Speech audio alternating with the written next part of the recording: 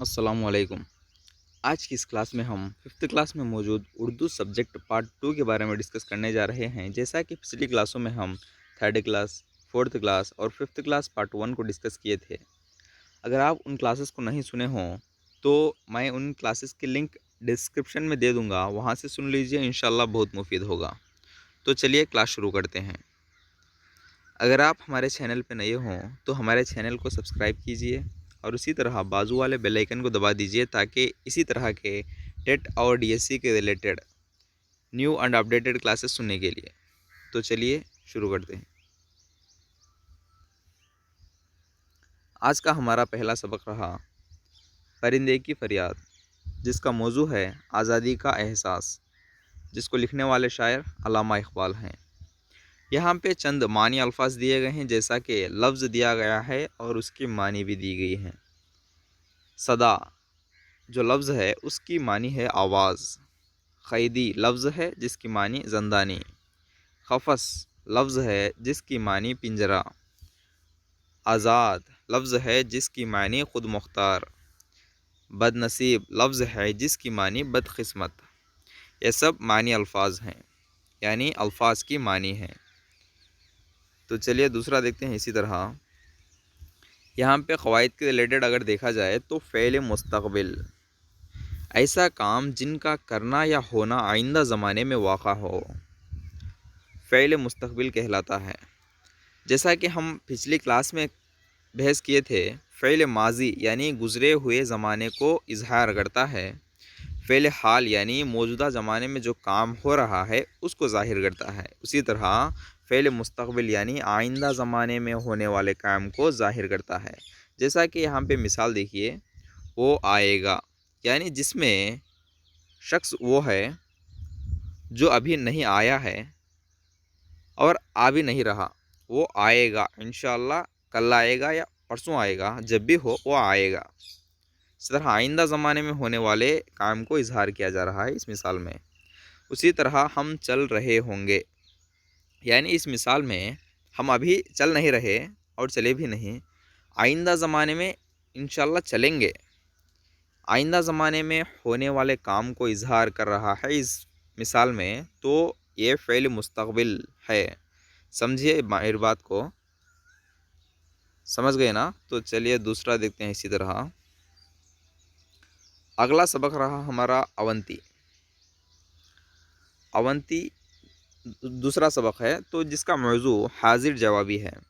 یہاں پہ چند جملے دیے گئے ہیں اور ان کو ایک لفظ میں بند کرنے کے لیے کہا گیا ہے۔ جیسا کہ جس مقام پر خرید و فروخت کی جاتی ہے اس کو بازار کہتے ہیں۔ جہاں پر مسافر قیام کرتے ہیں ان کو مسافر خانہ کہتے ہیں۔ اسی طرح جس جگہ پر انصاف کیا جاتا ہے عدالت کہتے ہیں۔ جہاں پر بادشاہ رعایا کی فریاد سنتا ہے دربار کہتے ہیں۔ جہاں پر مریضوں کا علاج کیا جاتا ہے شفا خانہ یا ہسپتال کہتے ہیں۔ یہ سب چند جملے ہیں اور ان کو ایک لفظ میں بند کرنے کے لیے کہا گیا ہے۔ یہ بھی بہت امپورٹنٹ ہے، نوٹ کر لیجئے، انشاءاللہ بہت مفید ہوگا۔ تو چلیے اگلا دیکھتے ہیں۔ اسی طرح یہاں پہ چند واحد اور جماعی الفاظ دیے گئے ہیں۔ جیسا کہ واحد اکیلا لفظ ہوتا ہے، یعنی اکیلا ہوتا ہے، جس کی معنی بھی اکیلی ہوتی ہے۔ جمع یعنی اکیلی کا مجموعہ ہے، یعنی ایک سے زیادہ ہے، جس کو جمع کہتے ہیں، یعنی غریب ایک ہی شخص ہے۔ غربہ یعنی بہت سارے غریب اشخاص کو ملا کر غربہ کہتے ہیں، وہ جمع ہے۔ مرکز واحد ہے جس کی جمع مراکز۔ ملک واحد ہے، ممالک اس کی جمع ہے۔ خواہش واحد ہے، خواہشات جمع ہے۔ شخص واحد ہے، اشخاص جمع ہے۔ فیصلہ واحد ہے اور فیصلے جمع ہیں۔ یہ سب واحد اور جمع الفاظ ہیں جن سے انشاءاللہ بہت سارا مفید ہوگا، نوٹ کر لیجئے۔ تو چلیے اگلا دیکھتے ہیں۔ اسی طرح یہاں پہ قواعد کے ریلیٹڈ اگر دیکھا جائے تو مفرد لفظ یعنی واحد یا اکیلا لفظ مفرد لفظ کہلاتا ہے۔ جیسا کہ مثلاً درد، یہاں پہ درد اور خوش وغیرہ دیا گیا ہے۔ جیسا کہ یہاں پہ درد یعنی جس کی معنی بہت ساری رہتی، یعنی دکھ، غم، رنج جو بھی ہو، مگر یہاں پہ ظاہری طور پر جو لفظ دکھ رہا ہے ہم کو درد، ایک ہی لفظ دکھ رہا ہے جس کو ہم مفرد لفظ کہتے ہیں، صرف ایک لفظ ہے یہاں پہ. تو اسی طرح مرکب لفظ دو یا دو سے زائد بامعنی لفظوں کو جوڑ کر جو لفظ بنایا جاتا ہے اسے مرکب لفظ کہتے ہیں. جیسا کہ یہاں پہ مثال پر غور کیجئے، دکھ درد.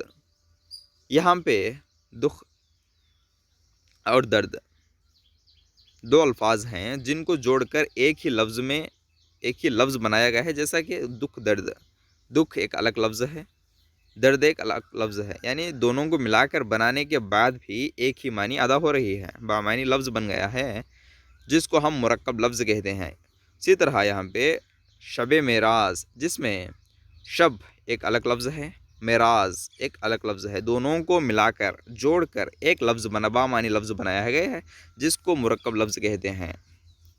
سمجھ گئے نا میری بات؟ اسی طرح سمجھدار میں سمجھ الگ لفظ ہے، اسی طرح دار الگ لفظ ہے، دونوں کو ملا کر سمجھدار بنایا گیا ہے جو مرکب لفظ کہلاتا ہے.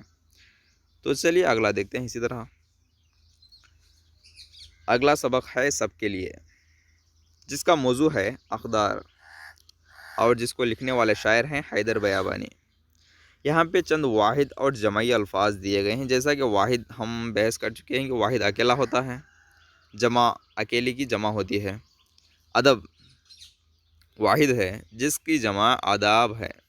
غیر واحد ہے، اغیار جمع ہے. لفظ واحد ہے، الفاظ جمع ہے. شجر واحد ہے، اشجار جمع ہے. امر واحد ہے، امور جمع ہے. ورق واحد ہے، اوراق جمع ہے. فکر واحد ہے، افکار جمع ہے. تاثر واحد ہے اور تاثرات جمع ہے. یہ سب بہت امپورٹنٹ ہے، نوٹ کر لیجئے، انشاءاللہ بہت مفید ہوگا. ہماری اس کلاس سننے کے بعد آپ کو دوبارہ درسی کتاب پڑھنے کا ضرورت نہ پڑے، اس لیے ہم درسی کتاب میں موجود ہر ایک امپورٹنٹ اہم نکات کو اس کلاس میں درج کر چکے ہیں. تو کلاس پوری یعنی اختتام تک سنیے گا، بہت فائدہ ہوگا انشاءاللہ. اگر آپ کو اس کلاس اچھی لگی تو لائک ضرور کیجیے، تاکہ آپ کی ہر ایک لائک سے ہم کو سپورٹ ملتا ہے. اسی طرح کامنٹ کیجیے کہ آپ کو یہ کلاس کیسی لگی. آپ کے دوستوں سے بھی شیئر کیجیے، انشاءاللہ بہت مفید ہوگا. اور اگلا سبق رہا ہمارا صحت اور تندرستی، جس کا موضوع ہے صحت اور تندرستی. یہاں پہ چند یعنی سبق کے ریلیٹڈ چند اہم پوائنٹس ہیں، نوٹ کر لیجئے. جیسا کہ 17 اپریل کو یوم عالمی صحت منایا جاتا ہے، ایک پوائنٹ ہوئی. اور اسی طرح دوسری پوائنٹ، پہلی سٹال پر سلمیٰ اور اکبر ایک مثالی کالونی کا ماڈل تیار کیے تھے. دوسری پوائنٹ ہے، دوسرے سٹال پر سمرین اور احمد متوازن غذا کے موضوع پر سٹال رکھے تھے. یعنی سلمیٰ اور اکبر، سمرین، احمد، خلیل، سعدیہ، شاہین اور سمینہ اس صحت اور تندرستی سبق کے کردار ہیں، جو یہاں پہ چند تجربات کے لیے یعنی یوم عالمی صحت کے دن یہاں پہ چند عنوانات پر سٹال رکھے تھے، جن کے بارے میں یہاں پہ پوائنٹس لکھے گئے ہیں. جیسا کہ تیسری سٹال پر خلیل اور سعدیہ صحت مند جلد کا ایک ماڈل رکھے تھے. اسی طرح آخری سٹال پر شاہین اور سمینہ سماجی برائیوں کے عنوان پر سٹال بنائے تھے. تو چلیے دوسرا دیکھتے ہیں. یہاں پہ واحد اور جمع دیا گیا ہے. جیسا کہ جو واحد لفظ ہے جس کو آخر میں یعنی اختتام میں الف تے کا اضافت کرنے سے وہ جمع بن جاتا ہے. جیسا کہ دیکھیے، غور فرمائیے، موضوع واحد ہے جس کو آخر میں الف تے لگایا گیا ہے جو جمع بن گیا ہے، موضوعات. موضوع کی جمع ہے موضوعات. اسی طرح عنوان کی جمع ہے عنوانات، جو آخر میں الف تے اضافت کیا گیا ہے. نقصان واحد ہے جس کی جمع نقصانات. انعام واحد ہے جس کی جمع انعامات. مکان واحد ہے جس کی جمع مکانات. یہ سب واحد اور جمع ہیں جو آخر میں الف تے کا اضافت کرنے سے جمع بن چکے ہیں. تو چلیے اسی طرح آگے بڑھتے ہیں ہم. یہاں پہ اور مزید واحد اور جمع دیے گئے ہیں. جیسا کہ جمعی لفظ دیے گئے ہیں، یعنی جمع کے لفظ دیے گئے ہیں جو واحد میں تبدیل کرنے کے لیے کہے تھے. اشیاء جو جمع ہے جس کا واحد ہے شے. افسران جمع ہے افسر جس کا واحد ہے. برائیاں جمع ہے جس کا واحد برائی ہے. ممالک جمع ہے جس کا واحد ملک ہے. بیماریاں جمع ہے جس کا واحد بیماری ہے. یہ سب واحد اور جمع ہے. تو چلیے اسی طرح آگے بڑھتے ہیں۔ ہمارا اگلا سبق رہا میرے پیاروں بچوں بہادر بنو تم، جس کا موضوع ہے بہادری کا پیغام، جس کو لکھنے والے شاعر ہیں سورج نارائن مہر۔ یہاں پہ چند متضاد الفاظ دیے گئے ہیں، یعنی لفظ ایک دوسرے کے معنی اعتبار سے ایک دوسرے کے ضد ہوتے ہیں۔ جیسا کہ دیکھیے برا جو لفظ ہے جس کا ضد ہے اچھا، یہ معنی اعتبار سے ایک دوسرے کے ضد ہیں جو متضاد الفاظ کہلاتے ہیں۔ سچ، جھوٹ، آسان، مشکل جس کا ضد ہے خوشی، جس کا ضد ہے غم، بہادر جس کا ضد ہے بزدل، یہ سب متضاد الفاظ ہیں۔ تو چلیے اسی طرح آگے بڑھتے ہیں ہم۔ یہاں پہ بہت سارے واحد اور جمع کے لفظ دیے گئے ہیں جو انشاءاللہ بہت مفید ہوگا، غور فرمائیے۔ تکلیف واحد لفظ ہے جس کی جمع ہے تکالیف۔ اسی طرح مضمون، مضامین، امیر، امراء، باغ، باغات، گھڑی، گھڑیاں، کشتی، کشتیاں، شجر، اشجار، شکل، اشکال، ضلع، اضلاع، لکڑی، لکڑیاں، فعل، افعال، شخص، اشخاص، شاعر، شعراء، عالم، علماء، بستی، بستیاں، وزیر، وزراء، غریب، غربا، ولی، اولیاء، خیال، خیالات، تھیلی، تھیلیاں، جواب، جوابات، مکان جو واحد ہے جس کی جمع ہے مکانات، مقام واحد ہے جس کی جمع مقامات، انتظام واحد ہے جس کی جمع انتظامات، یہ سب واحد اور جمع ہے۔ یہاں پہ بہت سارے دیے گئے ہیں، نوٹ کر لیجئے، انشاءاللہ بہت مفید ہوگا۔ تو اسی طرح آگے بڑھتے ہیں ہم۔ ہمارا اگلا سبق رہا بکری نے 2 گاؤں کھا لیے، جس کا موضوع ہے رواداری اور توکل۔ یہاں پہ چند معنی کو پہچاننے کے لیے معنی کو لکھنے کے لیے کہا گیا ہے، جیسا کہ گرما کی چلچلاتی دوپہر تھی، جو جملہ ہے جس کو پڑھنے کے بعد جو معنی ہمارے دماغ میں ذہن میں اخذ ہوتی ہے جس کو لکھنا ہے، یعنی گرما کی چلچلاتی دوپہر ہے۔ یہاں پہ چلچلاتی کو دیکھ لیجئے، جیسا کہ بہت تیز دھوپ پڑ رہی تھی، ایک بوڑھا جو دیکھنے سے چرواہا لگ رہا تھا، یعنی چرواہا یعنی بھیڑ بکریاں چرانے والا، بادشاہ تازگی محسوس کرنے لگا، یعنی تازگی محسوس کرنا یعنی تر و تازہ محسوس کرنا۔ بوڑھے کی آنکھیں حیرت سے پھٹی رہ گئیں، حیرت سے پھٹی رہ جانا یعنی دنگ رہ جانا۔ ایسا معنی ہیں جو جملے کے اعتبار سے معنی کو پہچاننے کے لیے کہا گیا تھا۔ تو چلیے آگے بڑھتے ہیں اسی طرح۔ یہاں پہ مزید اور سوالات ہیں جس کے جوابات بھی لکھے گئے ہیں، غور فرمائیے۔ بادشاہ کی پیاس کس نے اور کیسے بجھائی؟ یہ جو سوال ہے جس کا جواب ہے چرواہا نے بکری کے دودھ سے بادشاہ کی پیاس مٹائی، بجھائی۔ یعنی شاہجہاں نے بوڑھے کو انعام میں کیا دیا؟ 2 گاؤں بوڑھے کے انعام میں دے چکا تھا بادشاہ۔ تو بادشاہ نے کس پر انعام تحریر کیا تھا؟ جو بادشاہ بوڑھے کو دینے کے لیے یعنی انعام جو تحریر کیا تھا وہ پیپل کے ایک بڑے سے پتے پر تحریر کیا تھا، جس کو ایک بکری کھا لی تھی، اسی لیے 2 گاؤں بکری نے کھا لیا کہا۔ یہاں پہ چند متضاد الفاظ دیے گئے ہیں، جیسا کہ معنی اعتبار سے ایک دوسرے کے ضد ہوتے ہیں، جیسا کہ لفظ جو ہے جس کا ضد ہے سخت، سزا لفظ ہے جس کا ضد ہے انعام، عرش جس کا ضد فرش، آباد لفظ ہے جس کا ضد ہے برباد، خارج لفظ ہے جس کا ضد ہے داخل، کڑوا لفظ ہے جس کا ضد ہے میٹھا، اچھا لفظ ہے جس کا ضد ہے برا، عقل مند لفظ ہے جس کا ضد ہے بے وقوف، دور لفظ ہے جس کا ضد ہے نزدیک یا قریب۔ یہ سب متضاد الفاظ ہیں جو معنی اعتبار سے ایک دوسرے کے ضد ہوتے ہیں۔ تو چلیے آگے بڑھتے ہیں اسی طرح۔ یہاں پہ مترادف الفاظ دیے گئے ہیں، جیسا کہ ایک جملہ دیا گیا ہے جس میں چند الفاظ پر انڈر لائن کیا گیا ہے، جس کے معنی ہم کو پہچاننا ہے، جن کے مترادف الفاظ کو ہم کو پہچاننا ہے، جیسا کہ اچانک وہ تڑپ کر اٹھا، ایک بکری وہی پتہ کھا رہی تھی۔ یہاں پہ اچانک اور تڑپ کو انڈر لائن کیا گیا ہے، جیسا کہ اچانک کی معنی ہے ایک اسی طرح تڑپ ہے بے قراری جس کی معنی ہے۔ یہاں پہ اگر دوسرا جملہ دیکھا جائے تو میں تم سے بہت خوش ہوں اور تمہیں انعام دینا چاہتا ہوں، بادشاہ نے پیالہ واپس کرتے ہوئے کہا۔ اس جملے میں انعام اور پیالے کو انڈرلائن کیا گیا ہے، جس کی معنی ہے انعام کی معنی ہے اجر، اور اسی طرح پیالے کی معنی ہے کٹورا۔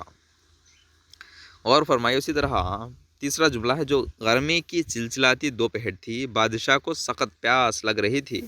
یہاں پہ چلچلاتی اور سخت دونوں پر انڈرلائن کیا گیا ہے، جیسا کہ جن کی معنی ہے چلچلاتی یعنی نہایت گرم، سخت یعنی بہت زیادہ۔ یہ سب مترادف الفاظ ہیں۔ تو چلیے اسی طرح آگے بڑھتے ہیں ہم۔ اگر قواعد کے ریلیٹڈ دیکھا جائے تو مثبت جملہ وہ جملہ جس سے کام کا کرنا یا ہونا ظاہر ہو مثبت جملہ کہلاتا ہے۔ جیسا کہ یہاں پر مثال پر غور کیجئے، احمد سبق پڑھا، یہاں پہ سب آ گیا، سبق ہے وہ۔ احمد سبق پڑھا، ثنا ٹی وی دیکھا، ثنا نے ٹی وی دیکھا۔ یہاں پہ کام کا ہونا یعنی کام کا کرنا ظاہر ہو رہا ہے، یعنی احمد کام کر رہا ہے۔ کیا کام کر رہا ہے؟ سبق پڑھنے کا کام کر رہا ہے۔ ثنا نے ٹی وی دیکھا، یہاں پہ ثنا بھی کام کر رہی ہے۔ وہ کون سا کام؟ جو ٹی وی دیکھنے کا کام کر رہی ہے۔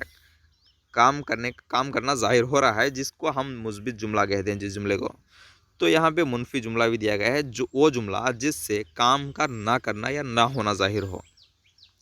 یعنی یہاں جیسا کہ سمجھیے، حرف منفی یعنی نہ، مت، نہیں، یہ سب حرف منفی ہیں۔ اگر ان حروف کا استعمال جملے میں کیا جائے تو وہ جملہ منفی جملہ کہلاتا ہے۔ جیسا کہ یہاں پر غور فرمائیے، احمد سبق نہیں پڑھا۔ یہاں پہ احمد کے ذریعے کام نہیں ہو رہا، یعنی نہیں ہونے کو ظاہر کیا جاتا ہے، یعنی احمد نے سبق نہیں پڑھا۔ سبق کا پڑھنا احمد کے ذریعے نہیں ہوا، وہ کام یہاں پہ ظاہر ہو رہا ہے، اس لیے اس جملے کو منفی جملہ کہلاتا ہے۔ اسی طرح ثنا نے ٹی وی نہیں دیکھا۔ ثنا کے ذریعے ٹی وی دیکھنا جو کام ہے وہ یہاں پہ ظاہر نہیں ہو رہا، اس لیے جس جملے کو ہم منفی جملہ کہتے ہیں۔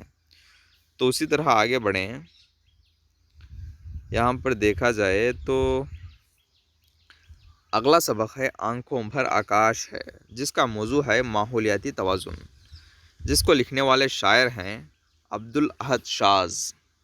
اور یہاں پہ چند واحد اور جمع الفاظ دیے گئے ہیں، جیسا کہ واحد دیا گیا ہے جس کی جمع معلوم کرنے یا پہچاننے کے لیے کہا گیا ہے تارے واحد ہے جس کی جمع ہے تارے۔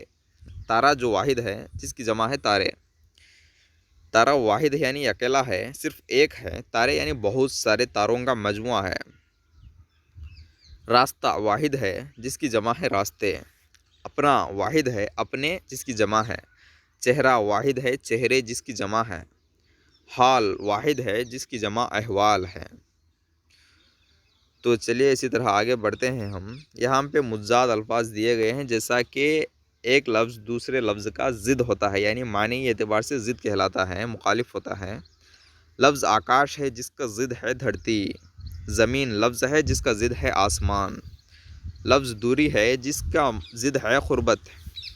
لفظ سپنا ہے جس کا ضد ہے سچ۔ لفظ غیر ہے جس کا ضد ہے اپنا۔ گورا لفظ ہے جس کا ضد ہے کالا۔ طویل لفظ ہے جس کا ضد ہے عریض۔ شاداب لفظ ہے جس کا ضد ہے ویران۔ یہ سب متضاد الفاظ ہیں جو معنی اعتبار سے ایک دوسرے کے مخالف ہوتے ہیں، ضد ہوتے ہیں، جو متضاد الفاظ کہلاتے ہیں۔ تو چلیے آگے بڑھتے ہیں ہم۔ اسی طرح قواعد کے ریلیٹڈ اگر دیکھا جائے تو یہاں پہ مذکر اور مؤنث پر بحث کی گئی ہے، جیسا کہ جو الفاظ نر یا مرد کا تصور دیتے ہیں انہیں مذکر کہتے ہیں، جیسا کہ ٹوکرا، نانا، مالک، مرغا۔ یہاں پہ نانا، مرغا جو ہے مذکر ہم جانتے ہیں کہ یہ سب مذکر ہیں۔ ٹوکرا جو غیر جاندار ہے، جس کو بھی مذکر کے طور پر تصور کرتے ہیں، جیسا کہ آخر میں الف کا ظاہر ہوا ہے، آخر میں جو لفظ کے آخر میں الف کا استعمال کیا گیا ہے، جس کو ہم مذکر کے طور پر تصور کرتے ہیں۔ یہ تمام لفظوں پر ایسا نہیں ہوتا، جیسا کہ چند مخصوص لفظوں پر ہوتا ہے، تو تمام لفظوں کو مذکر کہنا غلط بات ہے۔ تو اسی طرح یہاں پہ جو الفاظ مادہ یا عورت کا تصور دیتے ہیں وہ مؤنث کہلاتے ہیں، جیسا کہ ٹوکری، نانی، مالکن، مرغی، یہ سب مونس ہیں۔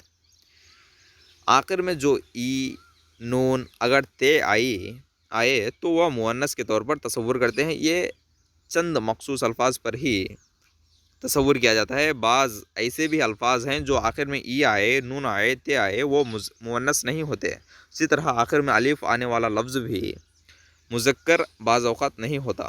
غور فرمائیے اس بات پر۔ بہت سارے مزید الفاظ ہوتے ہیں مگر کچھ چند الفاظ ایسے ہیں جو نہیں ہوتے۔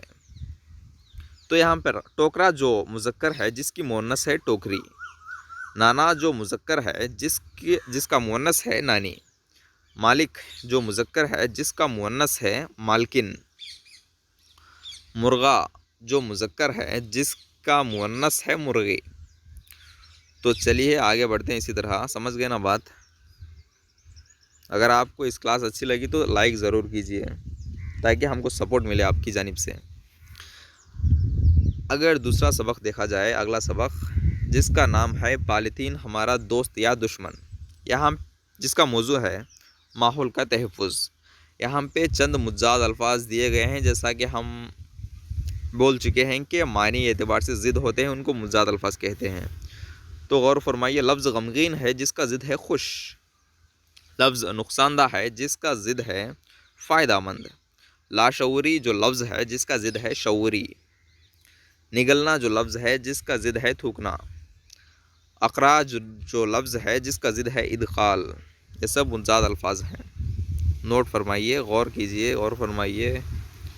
تو اگلا دیکھتے ہیں اسی طرح، یہاں پہ چند الفاظ دیے گئے ہیں اور ان کی معنی بھی دی گئی ہے۔ غور فرمائیے، دریافت جو لفظ ہے جس کی معنی ہے تحقیق، خدشہ جو لفظ ہے جس کی معنی ہے اندیشہ، بے تحاشا جو لفظ ہے جس کی معنی ہے بہت زیادہ، لاشعوری جو لفظ ہے جس کی معنی ہے ناسمجھی، لفظ مشروط جو ہے جس کی معنی ہے شرط کے ساتھ وابستہ، لفظ ترک جو ہے جس کی معنی ہے چھوڑ دینا، لفظ حدت جو ہے جس کی معنی ہے گرمی کی تیزی۔ تو چلیے آگے بڑھتے ہیں اسی طرح، یہاں پہ مذکر سے مؤنث یعنی مذکر لفظ دیا گیا ہے جس کی مؤنث کو لکھنے کے لیے، پہچاننے کے لیے کہا گیا تھا۔ جیسا کہ مذکر نر یا مرد کے تصور کو دیتا ہے، ہم بحث کر چکے ہیں، اور مؤنث جو مادہ یا عورت کے تصور کو دیتا ہے، جیسا کہ مالی جو ہے مذکر ہے جس کا مؤنث ہے مالن، درزی جو مذکر ہے جس کا مؤنث ہے درجن۔ یہاں پہ درجن نہیں پڑھا جاتا، درجن پڑھا جاتا۔ درجن وہ ہوتا ہے جو 12 کا مجموعہ ہوتا ہے، درجن وہ ہوتا ہے درجی کی مؤنث ہوتی ہے یعنی عورت ہوتی ہے۔ دھوبی مذکر ہے جس کا مؤنث ہے دھوبن، چاچا مذکر ہے چاچی مؤنث ہے، پھوپا مذکر ہے جس کی مؤنث پھوپھی ہے۔ یہاں پہ میں کہہ چکا تھا آخر میں اگر ای آئے تو مؤنث بعض اوقات نہیں ہوتا۔ یہاں پہ مثال دیکھیے، مالی جس کے آخر میں ای آیا ہے جو مذکر ہے، یہاں پہ مؤنث نہیں، اس